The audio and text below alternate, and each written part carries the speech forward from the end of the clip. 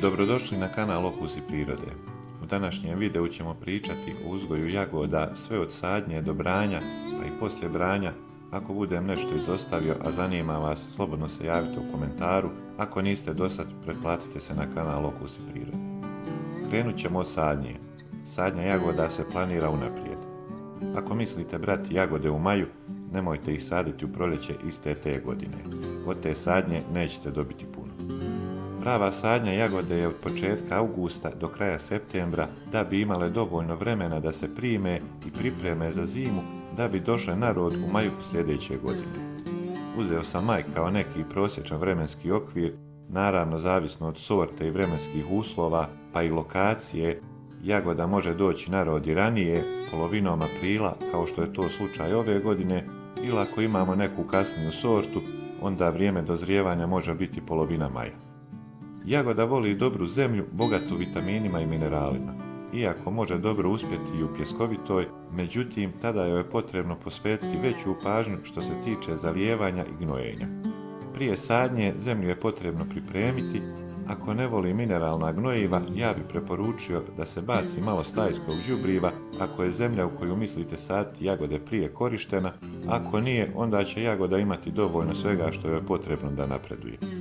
Isto tako bi preporučio da napravite gredice koje ćete pokriti folijom i onda na njih saditi jagode. Gredice možete i ručno napraviti ukoliko ne mislite saditi plantažno. Koristi folije su mnogostruke. Štiti od rasta korova, zadržava vlagu, na proljeće ubrzava grijanje zemlje i samim tim pomaže da jagode prije dozriju. Što se tiče sorti, nekako se kod nas kao standard ustalila sorta Klerije.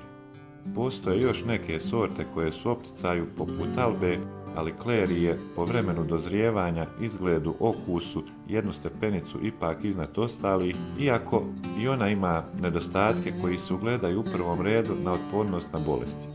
Tu mislim na truleš korijena jagode koja kad se pojavi na jednom mjestu veoma brzo se proširi na cijeli nasad, a efikasnog lijeka nema.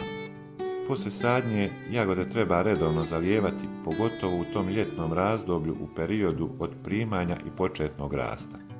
Kada krenu s rastom, bilo bi poželjno poprskati ih sredstvom na bazi bakra, a jagode će do zime, ako je sve u redu, stvoriti solidnu stabljiku, odnosno kako se to zove bokor, koji će ih zaštititi u zimskom periodu. Krajem zime, kada prođu veliki minusi, jagode moramo očistiti od starih listova. Na kanalu imate poseban video o čišćenju jagoda, a evo spomenut ću i ovdje ukratko kako se to radi. Čišćenje jagoda obično se radi od kraja februara do kraja marta. Jagoda je dotad već formirala bokor koji je preko zime štitio. Vanjski listovi često budu suhi i onda imamo crvene listove s tačkicama i sredinu bokora koja ima zelene listove. Mi ćemo očistiti sve te vanjske i suhe listove istačkane i ostaviti sredinu koja će se opet razbiti u naredna 2 mjeseca, lijepo iscvatiti i donijeti nam plodove. Čišćenje je bitno iz razloga što rasteretimo struko suvišnih listova, postičemo rast novih i omogućavamo biljci da se lakše razvija i cvjeta. Poslije čišćenja ponovo moramo odraditi prskanje na bazi bakra kao i ostalom kod svih ostalih voćaka. Ne bi bilo loše ni zasuti rupe malom količinom granuliranog konjskog đubriva ili nekog drugog organskog, sasvim svejedno, da bolje postaknemo rast.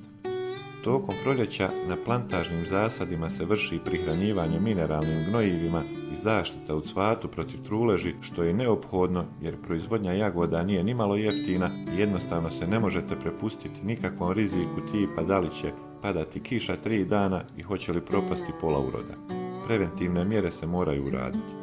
Tokom proljeća jagode je opet potrebno redovno zalijevati i jednostavno čekati da dođu na rod.